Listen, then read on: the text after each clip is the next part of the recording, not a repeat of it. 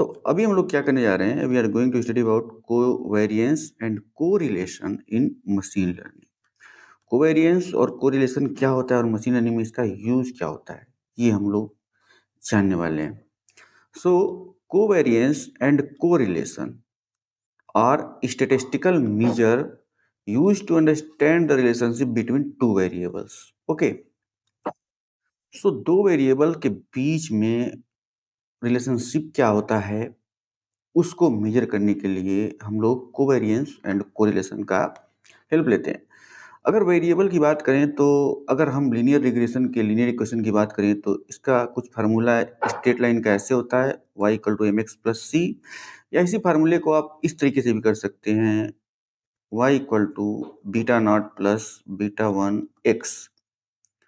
Different type से हम लोग लीनियर इक्वेशन को लिख सकते हैं। c क्या होता है, इंटरसेप्ट होता है। x क्या होता है, इंडिपेंडेंट वेरिएबल होता है। और y डिपेंडेंट वेरिएबल होता है। ओके, सो इसी डिपेंडेंट और इंडिपेंडेंट वेरिएबल के बीच में रिलेशन क्या होता है, उस रिलेशन को मेजर करने के लिए हम लोग कोवेरिएंस एंड कोरिलेशन की हेल्प लेते हैं। अब आगे क्या होता है इसमें, this concept help in feature selection. Machine learning के अंदर जो डेटा होता है उसके अंदर जो फीचर होता है उसको जानना बहुत जरूरी होता है, क्योंकि आपके पास जो डेटा आता है वो अनस्ट्रक्चर्ड डेटा होता है। उस डेटा में से यूजफुल इंफॉर्मेशन को फेच करना होता है। उसके लिए कई सारे एल्गोरिदम लगते हैं, जैसे प्रिंसिपल कंपोनेंट एनालिसिस एक ऐसा एल्गोरिदम है जो मशीन लर्निंग के अंदर जो डेटा आता है उसके अंदर यूजफुल इंफॉर्मेशन को निकालने के लिए होता है। साथ ही साथ डेटा की डायमेंशनलिटी को रिड्यूस करने के लिए यूज किया जाता है। अब उसी क्रम में मैं बता रहा हूँ फीचर सिलेक्शन, कि आपके पास जो डेटा आया है उसमें से कौन से फीचर मीनिंगफुल हैं उनको सेलेक्ट करना। ठीक है, अब ऐसा तो है नहीं आपके पास 100 रिकॉर्ड आया, 200 रिकॉर्ड आए। अब मशीन लर्निंग मॉडल के साथ भाई डेटा को ट्रेंड करना है तो इसमें हमारे पास लाखों रिकॉर्ड आएंगे, करोड़ों रिकॉर्ड आएंगे। इसीलिए तो टेंसर बना हुआ है। टेंसर क्या करता है, मल्टी डायमेंशनल अरे को कैलकुलेट करने के लिए हम लोग टेंसर का यूज करते हैं। और टेंसर को सपोर्ट कौन करता है, जीपीयू। एनवीडिया का जो जीपीयू है वह टेंसर के कंपेटिबल बनाया गया है। और जीपीयू करता क्या है, जीपीयू जो हमारा मशीन लर्निंग के अंदर, डीप लर्निंग के अंदर जो मॉडल की ट्रेनिंग करते हैं, तो बिना प्रोसेस को ब्रेक किए हुए हमारी ट्रेनिंग को एग्जीक्यूट करवाता है। तो अब ये फीचर सिलेक्शन तो हो गया। अब उसके बाद multi collinearity detection. Multi collinearity, जरा इस टर्म को समझिएगा। मल्टी कोलिनियरिटी मतलब ये हुआ कि हो सकता है कि आपके पास address, name, phone number, first name, last name, ये मैं एग्जांपल दे रहा हूँ, ऐसा डेटा आएगा नहीं। डेटा तो आपके पास अनस्ट्रक्चर्ड आएगा। लेकिन मान लीजिए आपका नेम का डेटा आया, नेम में लिखा है XYZ, और दूसरा कॉलम आया फर्स्ट नेम लास्ट नेम, उसमें भी लिखा है। तो अब इन दोनों में से आपके लिए काम का फीचर कौन सा हो गया, तो नेम ले लो या तो फर्स्ट नेम लास्ट नेम ले लो।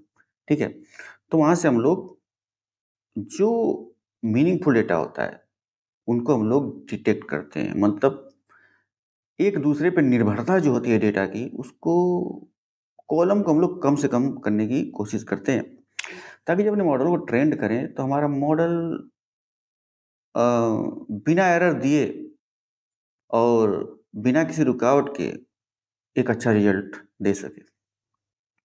And understanding feature relationship in machine learning model, तो इसके लिए यूज किया जाता है कोवेरिएंस एंड कोरिलेशन। आइए जरा मैथमेटिकल फार्मूले के माध्यम से कोवेरिएंस एंड कोरिलेशन होता क्या है इनको हम लोग जान लेते हैं। So covariance measures the direction of relationship between two variable. Okay, direction यहाँ पे आ गई है। डायरेक्शन यहाँ पे आ गई है। हमने क्या बताया था वेक्टर वाले चैप्टर में कि हमारे डेटा का रिप्रेजेंटेशन वेक्टर में होता है, मैट्रिक्स में होता है। और वेक्टर होता क्या है, वेक्टर में डायरेक्शन होती है, डायमेंशन होती है। स्केलर में क्या होता है, डायरेक्शन नहीं होती है। तो यहाँ पे देखिए डायरेक्शन की बात आ गई ना, covariance measure the direction of relationship between two variables.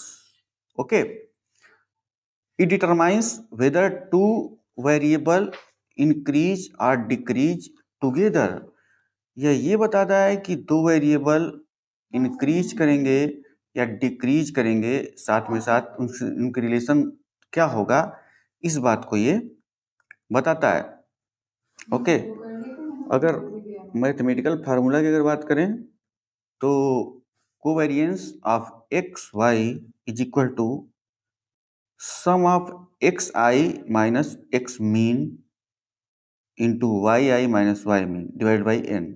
सो इसको थोड़ा मैथमेटिक्स फार्मूले की तरफ से जनरलाइज करते हैं.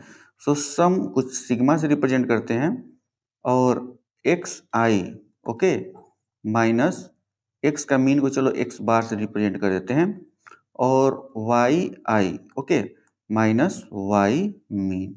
ओके, सो आप लोगों को एक बात और पता होनी चाहिए कि मशीन लर्निंग के अंदर दो तरीके की हम लोग नॉर्मली मशीन लर्निंग मानते हैं, सुपरवाइज लर्निंग और अनसुपरवाइज लर्निंग. सुपरवाइज लर्निंग में हमारे पास लेबल डेटा होता है, मतलब डेटा का इनपुट आउटपुट हमें पता रहता है. लेकिन अनसुपरवाइज लर्निंग में हमें डेटा का लेबल नहीं पता होता है. Okay, so right now I am talking about supervise learning. Y क्या है? वाई जो है लेबल है, डेटा का लेबल है, मतलब आउटपुट है डेटा का. ठीक है, अनसुपरवाइज लर्निंग में हमारे पास अनलेबल डेटा दिया होता है.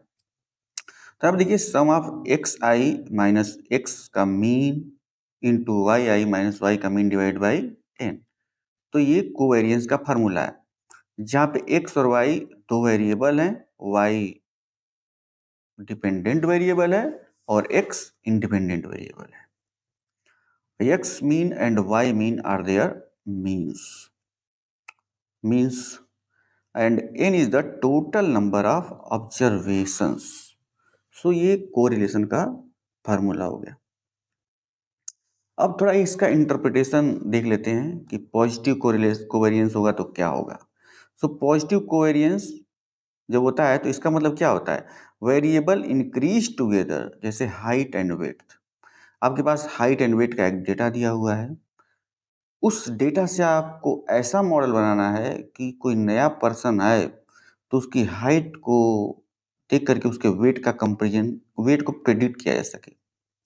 लेकिन यह भी बहुत सारे अनफेवरेबल कंडीशन भी होती हैं, जैसे कि पर्सन का ईटिंग हैबिट क्या है, उसका डेली रूटीन क्या है. फिलहाल मैं अभी उसकी बात नहीं कर रहा हूँ, अभी मैं एक सिंपल से डेटा की बात कर रहा हूँ और आपको ऐसा मॉडल बनाना है जो कि हाइट और वेट से रिलेटेड हो और पर्सन की हाइट की वेट से उसका हिसाब से उसका वेट वह प्रेडिक्ट कर सके. अरे भाई, मशीन लर्निंग और डीप लर्निंग सीखने का मतलब ही तो यही है कि हमें फाइनली एक एआई एप्लीकेशन बनाना होता है. ओके, आप ये कहेंगे कि मुझे एआई सिखा दो, तो एआई कोई फिजिक्स केमिस्ट्री मैथमेटिक्स की तरह सब्जेक्ट नहीं है. इसको सीखने के लिए आपको मशीन लर्निंग और डीप लर्निंग मैथमेटिक्स ये सब चीज़ें आनी चाहिए.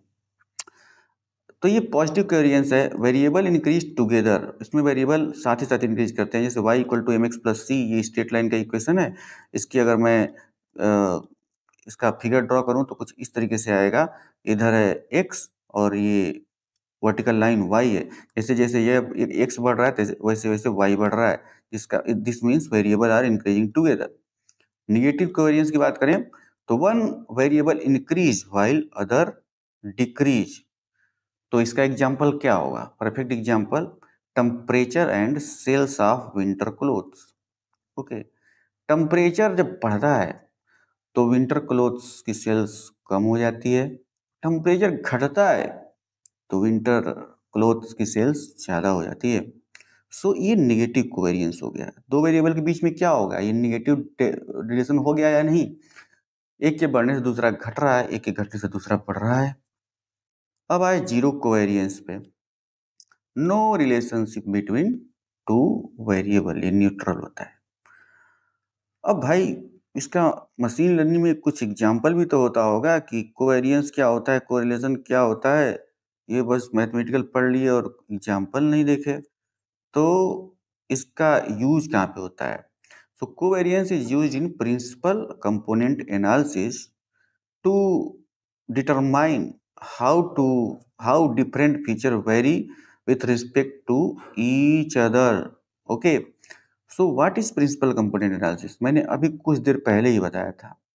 Principal component analysis is unsupervised learning algorithm which is used to reduce the dimensionality of data using various type of metrics and mathematical theory like eigen value, eigen vector, projection, covariance matrix, उसमें सभी phenomena लगाया जाता है. So machine learning में principal component analysis is used to reduce the dimension of data.